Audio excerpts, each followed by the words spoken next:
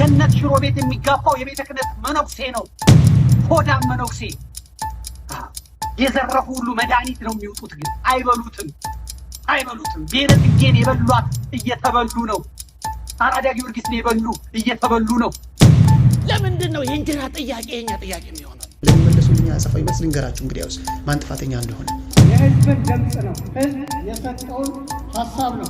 ሰላም ኦርቶዶክሳውያን ባለማዕተቦች እንደምንቆያችሁ እንደምናረፈዳችሁ ነው። ዛሬም በሌላ ቪዲዮ በሌላ አጀንዳ በወቅታዊ የሆነ ዜና ተመልሼ መጥቻለሁ። በዛሬው ቪዲዮአችን በዛሬው መናገሪያ አጀንዳችን የሚሆነው እንግዲህ ከተማ ላይ የሚገኙ መነኩሴዎች ምን እየሰሩ ነው፣ ስለነሱ አዳዲስ መረጃ እየወጡ ይገኛሉ። እውነት አገልግሎት ወይንስ ገንዘብና ነዋይ? ይሄን አብረን የምንመለከት ይሆናል። እንዲሁም ደግሞ በአቡነ ሩፋኤል ላይ የወጣ መግለጫ አለ። ከመመኑ ከጋምቤላ ሀገረ ስብከት ምዕመን ላይ የወጣ መግለጫ አለ። እሱን አብረን የምንመለከት ይሆናል። እስከ ቪዲዮ መጨረሻ አብራችሁን ቆዩ። ቪዲዮን ከመመልከታችሁ በፊት ላይክ፣ ሼር፣ ሰብስክራይብ ማድረጋችሁ እንዳዘነጉ። ወደ ቪዲዮ። ህይወት ያለው አገልጋይ እንዲፈራ ከተፈለገ በእውነቴ ነው የምነግረውት፣ እንደው እስኪ አባቶቻችንን እንጠይቃቸው። ለምንድን ነው የእንጀራ ጥያቄ የኛ ጥያቄ የሚሆነው? የኛም ቤት ገንዘብ ዲፖዚት ተደርጎ የዓለም ባለሀብቶች ሃይማኖታችንን የማይመለከታቸው ባለሀብቶች እየተጠቀሙበት አይደል እንዴ? ይቺ ቤተ ክርስቲያን ባለፈው እርሶ በዚህ ላይ ነጥብ እንዳነሱት ያላትን ሀብት ለራሷ ተጠቅማ ለልጆቿ እንድትተርፍ እርሶ በዚህ ቦታ ላይ አሰልጥነውናል። ለምንድን ነው አባቶቻችን ይህን ጥያቄ ሰምተው ቤተ ክርስቲያን በምትችለው ባቀደችው ገንዘቡን አውጣ እንድትጠቀምበት የማይደረገው? ለምንድን ነው እኛ ባለንበት ስራ መስራት የማንችለው፣ እቅዳችንን ማስፈጸም የማንችለው? የእኛን ሀብት እኮ ማንም እየተጠቀመበት ነው። የተቸገሩ አብያተ ክርስቲያናት ከቤተ ክርስቲያን ወስደው አልምተው ሰርተው ቢመልሱ ምንድን ነው ችግሩ? ከእቅፋቸው እኮ አንወጣም። የእሳቸው ልጆች የእነሱ ልጆች ነን እኮ። አባቶቻችን ይህን ሊረዱ ያስፈልጋል። በኢኮኖሚ ለምን እንጠቃለን? ዛሬ ያለው ሰው ሲያይ ከመንፈሳዊ አባት ይልቅ ገንዘብ ያለውን ሰው እየሰገደ አባቴ አንተ ትልቅ ሰው እያለ የሚያሸረግደው እኮ ልጆቹን ዳቦ ቤት ኪራይ የሚኖር ይሄ እኮ ጥያቄ ሊሆንብን አይገባም ነበር። እስኪ ውጮቹን አብያተ ክርስቲያናት እናያቸው። ከዚህ አልፈው እኮ ዛሬ አብያተ ክርስቲያናት ተረጂ ሳይሆኑ የሚረዱ ሆነዋል። ያስታውሳሉ? በባለፈው የዛሬ 3 ዓመት አካባቢ ይመስለኛል አንድ የቄስ ሚስት ግብጽ ላይ ታገተች።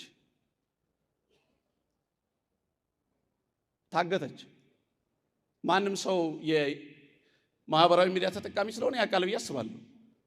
ሁሉንም ነገር ቆለፉት። ምሁራኖች ናቸው። የግብጽ መንግስት ይቅርታ ጠይቆ ሴትዮዋን አመጣ። የኢኮኖሚው አቅም የኢኮኖሚው ጉልበት እጃቸው ላይ ስለነበረ በቁጥር ትንሽ ቢሆኑም ዕውቀት ስለነበራቸው፣ ስለዚህ እኔ ምንድነው የምለው ይሄንም ታስቦበት ይህንን ችግር እንድንፈታ የገንዘብ ገደቡ ተነስቶ ቤተክርስቲያን እያንዳንዷ ቤተክርስቲያን የምትጠይቀው ገንዘብ ካላት ብድር ወስዳ ስራዋን እየሰራች ልጆቿን ለተልእኮ ብታፋጠን መልካም ነው የሚለው ቢሰመርበት ብዬ አስባለሁ። ገነት ሽሮ ቤት የሚጋፋው የቤተ ክህነት መነኩሴ ነው። ሆዳም መነኩሴ የዘረፉ ሁሉ መድኃኒት ነው የሚውጡት፣ ግን አይበሉትም። ቤረ ጽጌን የበሏት እየተበሉ ነው። አራዳ ጊዮርጊስን የበሉ እየተበሉ ነው። ለሐኪም ነው የምታወጣው። የጣም የላም አትበላም፣ እከካም ታካለ። ቅስፈት ነው። የእግዚአብሔርን ገንዘብ የእግዚአብሔርን ሕዝብ አታለሃልና።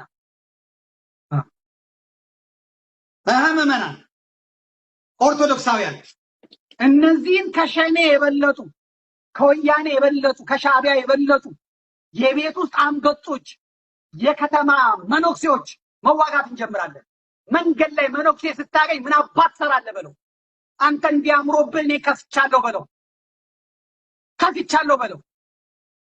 መጠጥ ቤት ስታገኝ ቆቡን አውልቃ አስቀምጥና አጣፋው፣ ጠፍጥፋው። የአባቶቼን የአባ መቃርስ የአባ እንጦንስ የመነኮሳት የእነ አባ ተክለ ሃይማኖት የእነ ገብረ መንፈስ ቅዱስ የእነ አቡነ አረጋዊ የቅዱሳኑን አልባሳት ቆብ አስኬማ ይዘህ ጋለሞታ ጋር ድራት ቢራና ውስኪ እየጠጣ ሃይማኖቴን አታሰድብም ብለው ተፋበት። አትንጥፍ ብለህ ተፋበት። አዋርደው እከካም ጋለሞታ መስቀሉን ተቀብለ ቤተክርስቲያን አምጥተህ ስጥ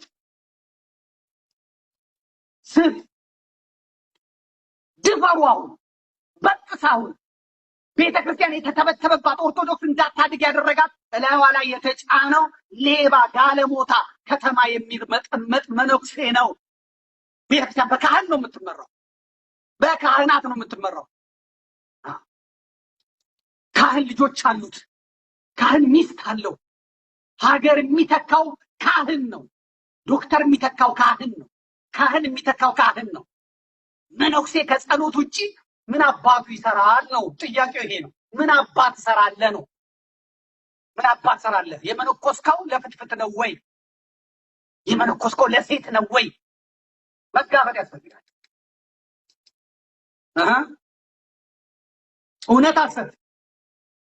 እውነት ሐሰት ንገሩኝ።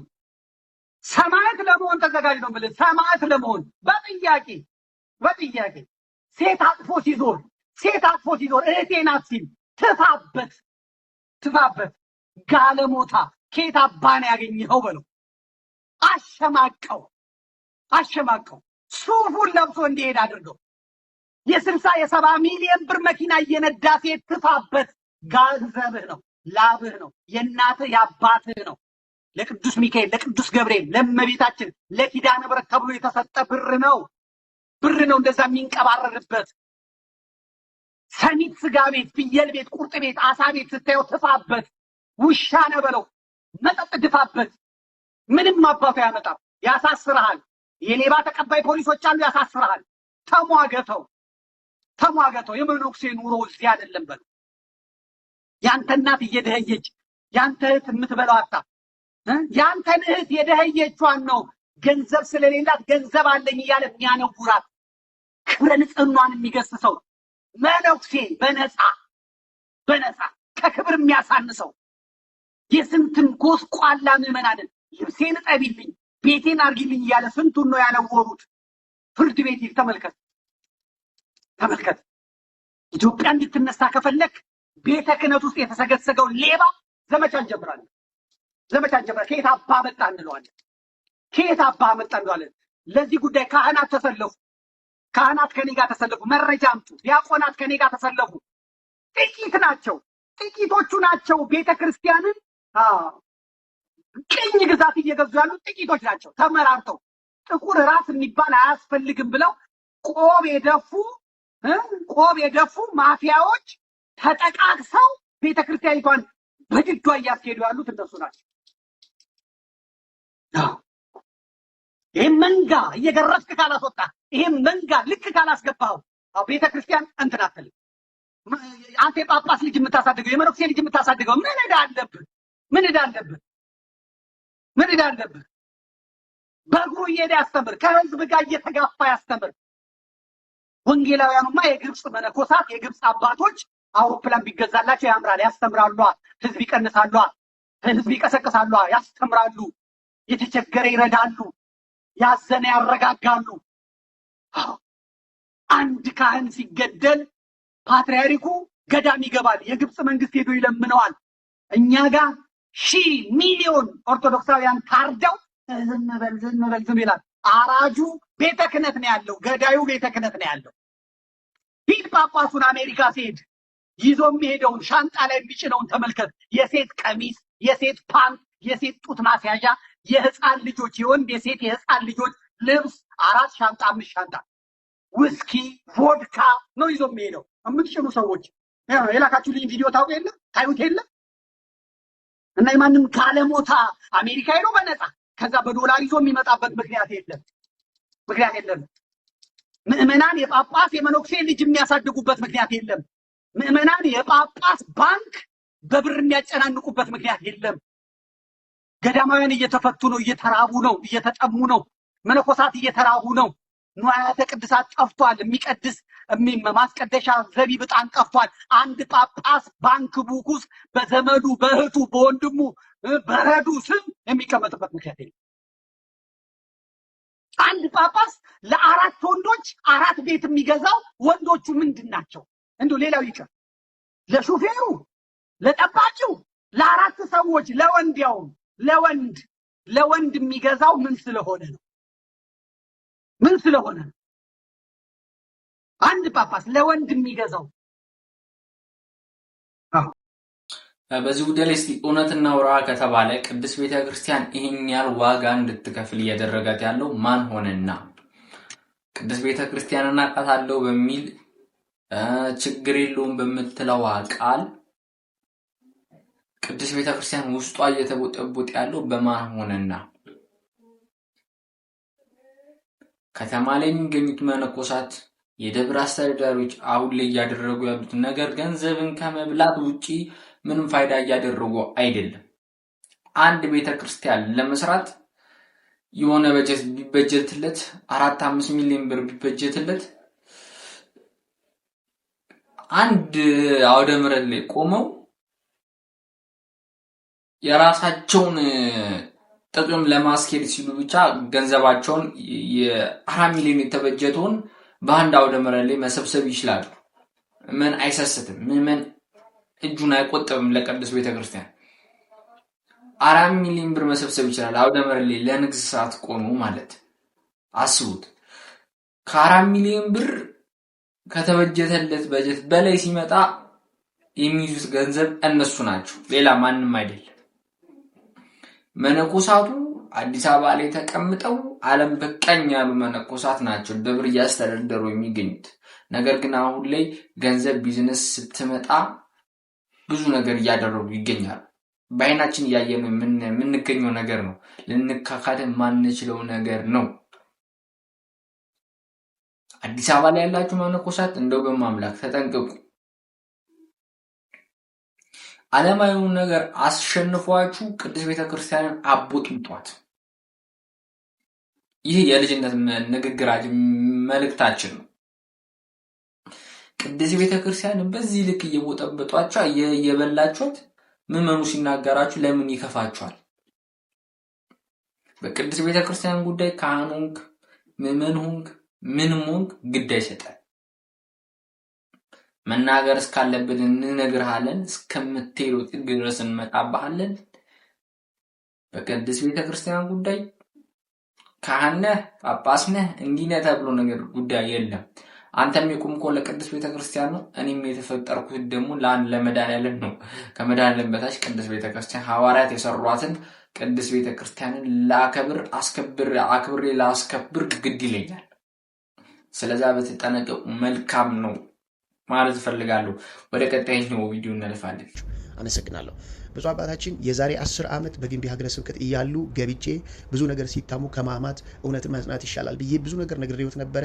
ታናሽነቴን አልተቀበሉም፣ ንቀውኝ ነበረ፣ ብዙ ነገር በጣም አግለውኝ ነበረ። ግን ያኔ ነገርኩት ምክር ሰምቶ ቢሆን ኖሮ ዛሬ የሚሆነው በእርሱ ላይ አይሆንም ነበረ።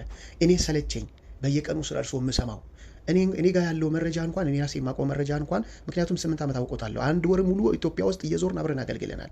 አባታችን ስለ እርሱ የማውቀው መረጃ እኔ ጋር ያለው በጣም ከባድ መስሎኝ ነበረ። አሁን የማየው ነገር ሰቅጣጭ የሆነ ነገር ሆኖብኛል። ምንድነው ለትውልድ እያስተላለፈ ያሉት? ነገ እኮ እርሱ ያልፋሉ። ወንበሮትን ሚስት ይበላዋል። ነገ የሚመኩበት ባለስልጣን ያልፋል። የያዙት ሀብት ገንዘብ ያልፋል። ነገ ሊታመሙ ይችላሉ። አባታችን በአካል ላገኘሁት ስለማልችል ነው እኔ አሁን በዚህ የምመጣው። ያኔ በአካል ስላገኘሁት ነው። አሁን አላገኘሁትም በአካል። እኔ ከእርሱ ጋር በግል ጠብ የለብኝም፣ ቂም የለብኝም። እኔ አገልግሎትን ይወዳሉ። ብዙ ነገር እየሆነብኝ ብዬ የመጣው ታዘዝ ነበር። እርሱ ያውቃሉ፣ ሌሎችም ምስክር ናቸው። ነገም ቢጠሩኝ እመጣለሁ። እኔ ከእርሱ ጋር ምንም ቂም የለብኝም። ስራዎት ግን ጥሩ አይደለም። ብዙ አባታችን ስራዎት በጣም ልክ አይደለም። ከአንድ ሊቀ ጳጳስ የሚጠበቃል። ህዝብ በጣም እየጠላዎት ነው። እባክዎትን በዙሪያዎት ያሉትን ሰዎች ማን እንደሚሰራ እኔም ማቀው እንኳን በጣም ያሳዝነኛል። ለምን በዚህ ልክ ያደርጋሉ? ብዙ አባታችን ለምንድን ነው በዚህ ልክ የሚሄዱት? ይሄ ተገቢ ነው? የትውልድ ሊያነጽ ይችላል ብለው ያስባሉ? የሚያሞግሱትን ሰዎች ብቻ ለምንድን ነው የሚመለከቱት? ይሄ ይጎዳዎታል። ይኸውልዎት ሰው ጀርባውን ማየት አይችልም።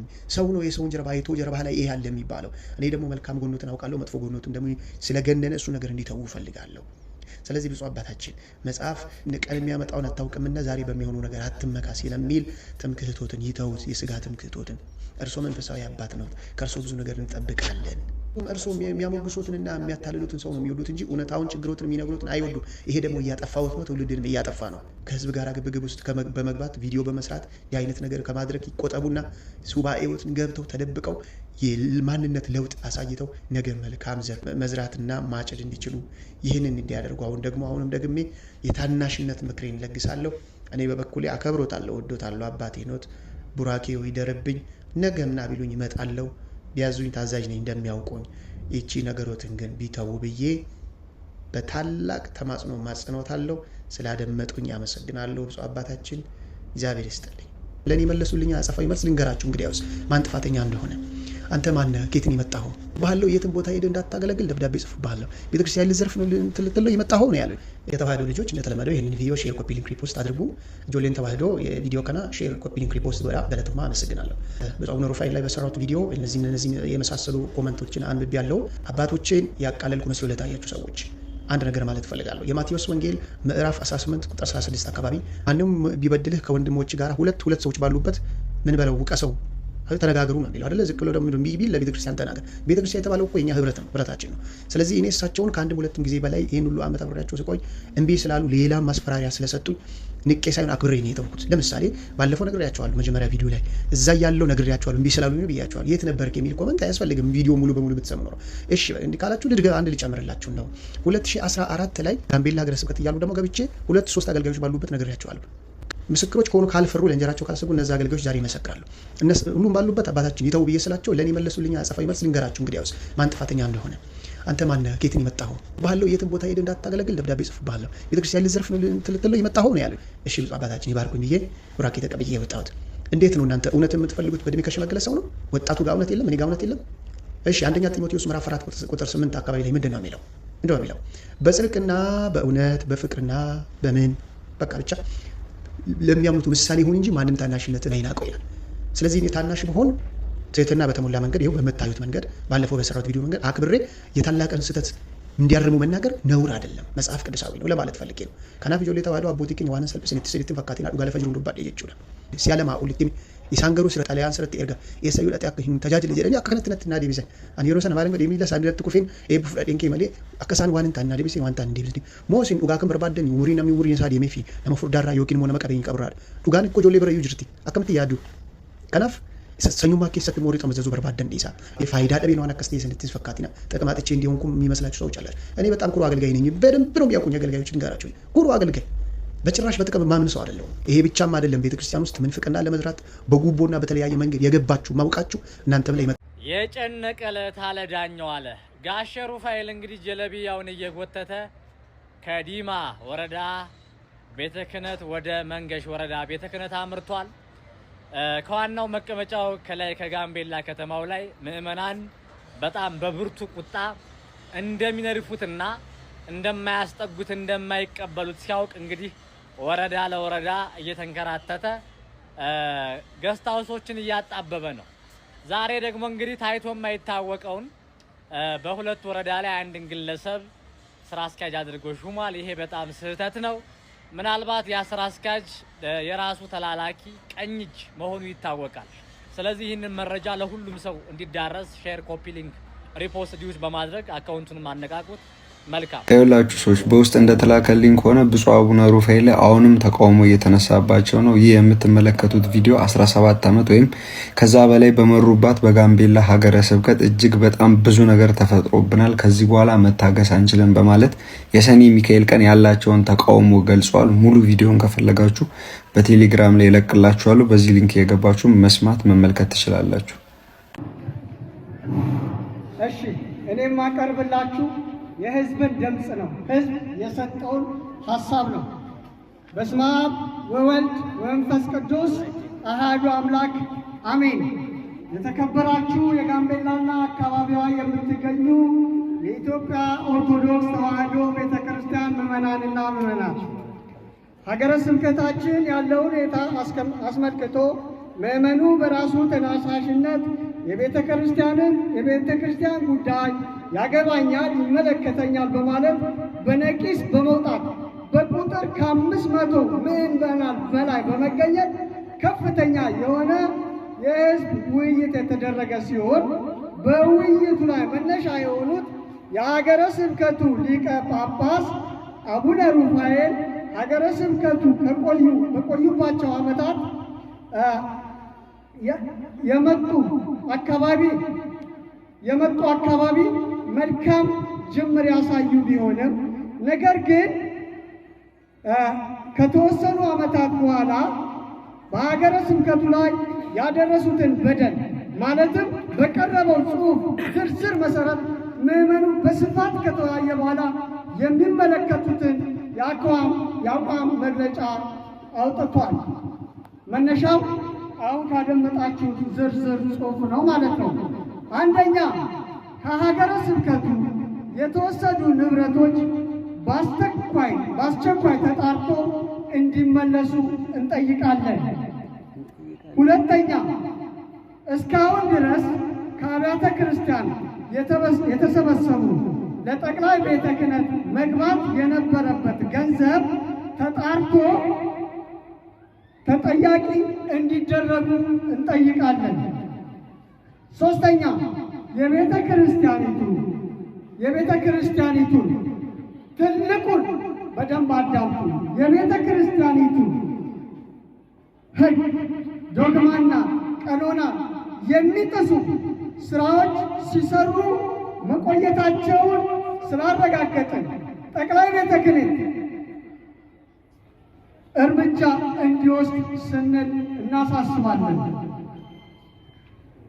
አምስተኛ፣ በቤተ ክርስቲያኑ ውስጥ ለረጅም ጊዜ የምንፍቅና ስራዎችን ከሚያካሂዱ ግለሰቦች ጋር ግንኙነት እያደረጉ ስለሆነ ከኃላፊነታቸው እንዲነሱልን አጥብቀን እንጠይቃለን።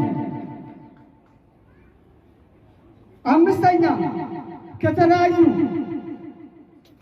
ከተለያዩ በቤተ ክርስቲያኑ ስም ከተለያዩ ግለሰቦች፣ ድርጅቶች፣ ተቋማት በቤተ ክርስቲያኑ ስም ገንዘብና የተለያዩ ዕቃዎችን ወስደው ለመመለስ ፈቃደኛ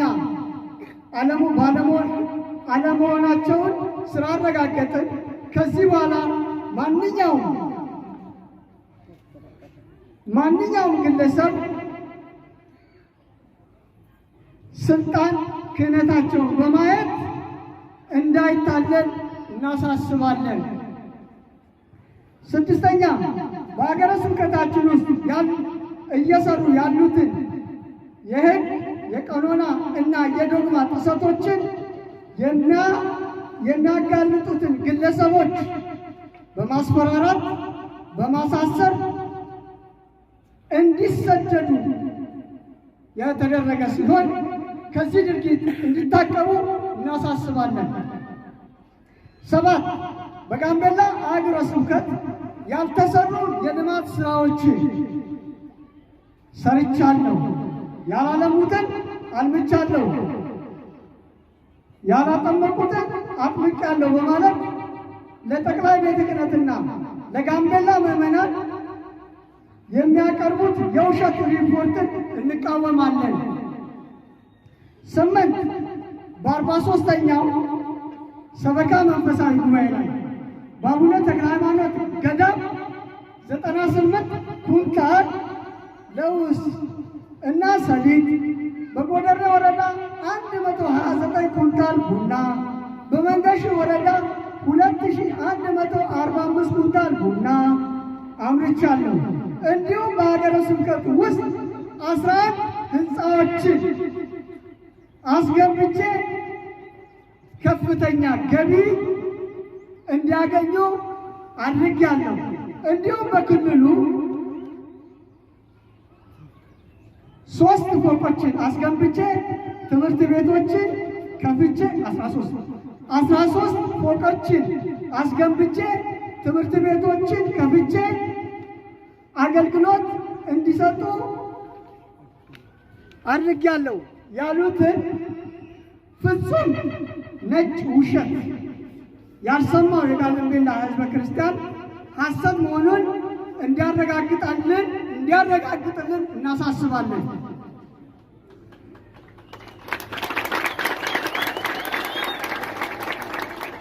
ዘጠነኛ ሊቀ ጳጳሱ በፈጸሙት በዘረፋ ወንጀል የሚመለከተው አካል ለሕግ እንዲያቀርብ እንዲያቀርብልን እንዲጠይቅልን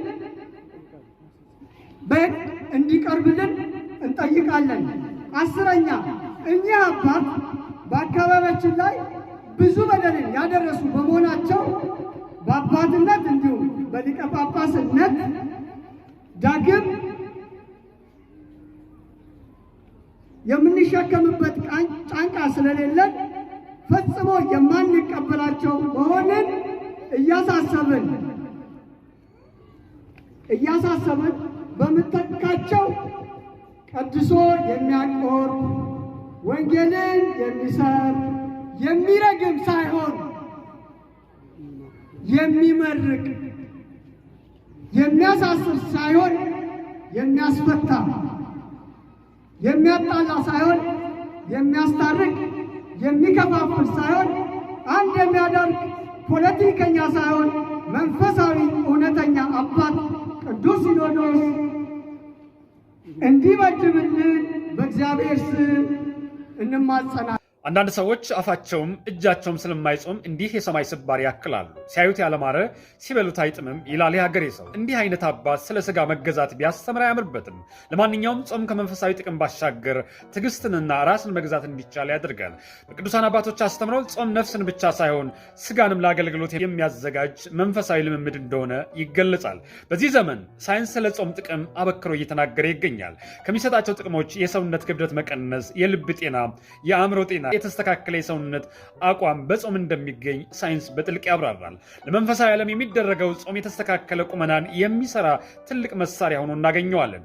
እዚህ ጋር የምታዩት ግለሰብ ግን እጁም አፉም ስለማይጾም የኬንያን ዞን አክሎ በብሔር ስም ቤተክርስቲያን የገባ ወንበዴ ሆኖ ታገኙታላችሁ። ለዘመናት ተከብሮና ተጠብቆ የኖረውን የወርቅ ጽላትና ቅርስ ዘርፏል። ይህ የወርቅ ጽላት ወደ ቦታው እንዲመለስ አማኞች እየጮሁ ይገኛሉ።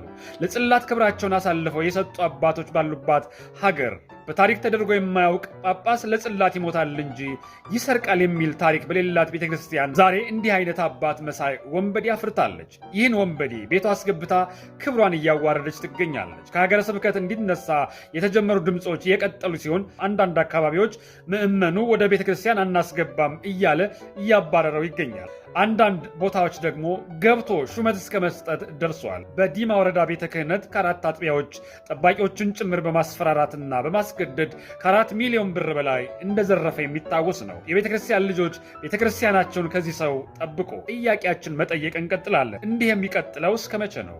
ከዚህ ውጭ ጥፋት ከየት ይምጣ? እስከሚያደርግ ነው የምንጠብቀው?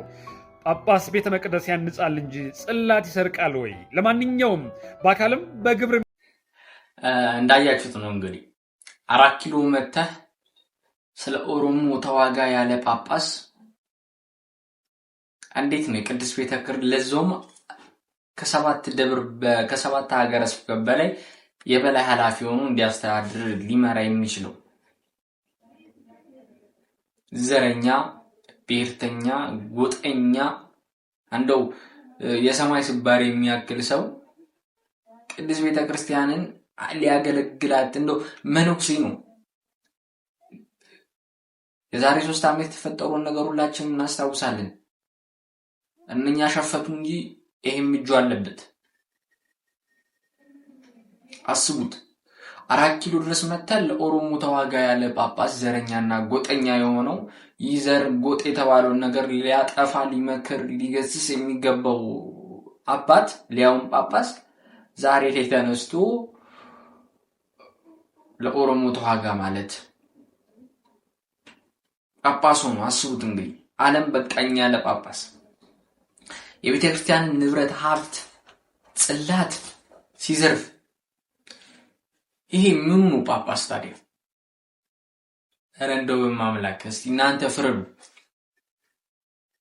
ጳጳሳት በዚህ ልክ ደረጃ ቅዱስ ቤተክርስቲያንን ሲዳፈሩ በእርግጥ ሀጣም ማለት ኖርማል ሰው ነው። አሁን ምዕመን ነው ቅዱስ ቤተክርስቲያንን እያከበራት የሚገኘው እግዚአብሔር በሚያውቀው። ጳጳሱ ቅዱስ ቤተክርስቲያንን ነው እንደምታዩት እየዘለፋት እየዘረፋት ነው። ሌላው ቀርቶ መነኮሳት የደብረ አስተዳዳሪዎች እግዚአብሔርን እየፈሩ የሚገኙት ቅዱስ ቤተክርስቲያንን ፈርተው እያከበሯት የሚገኙት አንዳንድ ቄሶች አንዳንድ መናኛን አንዳንድ ጳጳሳት 100% ግን ምዕመኑ ቅዱስ ቤተክርስቲያንን ያከብራታል፣ እግዚአብሔርን ፈጣሪውን ይፈራል። እንደው ንጹህ እንኳን ከምዕመኑ እኮ ንጹህ ካልሆነ እንኳን ቅጥር ግቢውን እንኳን መርገጥ አይፈልግም ስለሚፈራ። አስቡት እንግዲህ ሴት ልጅ የወር አበባዋ ላይ ስትሆን ወራዊ ግዴታዋ ላይ ስትሆን ቅዱስ ቤተክርስቲያን ቅጥር ግቢ ውስጥ ለመግባት ትፈራለች፣ ጸበል ለመሄድ ትፈራለች። እግዚአብሔርን አወቅን ቀረብን የሚሉ ሰዎች እንደ መነኮሳት እንደ ጳጳሳት ያሉ ሰዎች ግን ቅዱስ ቤተክርስቲያንን ብቻ አይደለም እሱ መድኃኒዓለም ክርስቶስን እየተዳፈሩት ይገኛሉ። ጽላት እስከ መስረቅ እየደረሱ ይገኛሉ። እንደነኛ ጳጳስ ሰዎችን ግለሰቦችን መድኃኒዓለም ነቅሎ እንዲያወጣልን እንሻለን እንፈልጋለን። ለዛሬው በዚህ ጋር ቀጣይ በሌላ ቪዲዮ እስከምንገናኝ ድረስ ቸር ሰንብቱ። ቪዲዮ ላይክ፣ ሼር፣ ሰብስክራይብ ማድረጋችሁን እንዳዘነጉ። ቸር ሰንብቱ።